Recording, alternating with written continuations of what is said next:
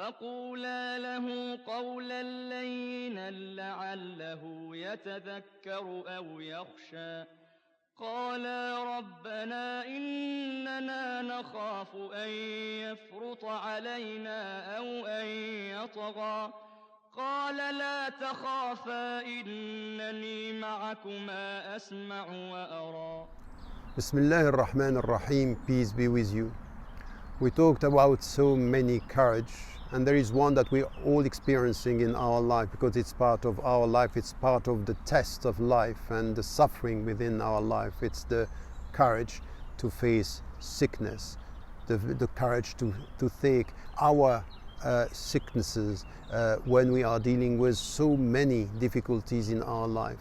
And this is why we have to understand that it's part of our life, and it's a call. In fact, it's a way to call us back to the essential, to go through our illness and to try to find a way.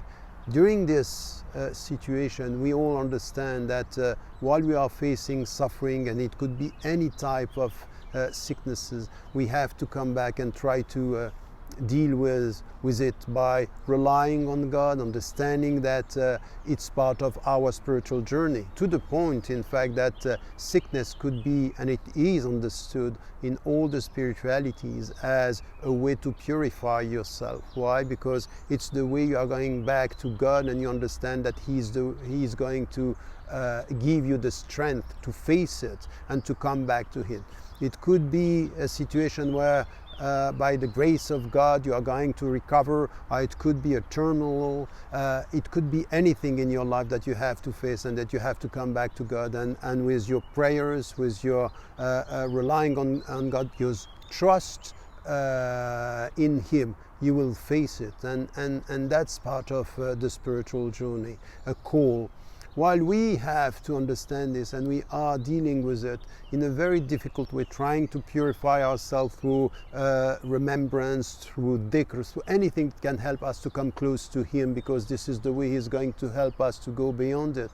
We also have to understand that we need to get this courage and to give it to our brothers and sisters in humanity. Remember the Hadith Qudsi, when the Prophet is telling us that God is saying, Ya ibn Adam, maridtu wa la ta'unni.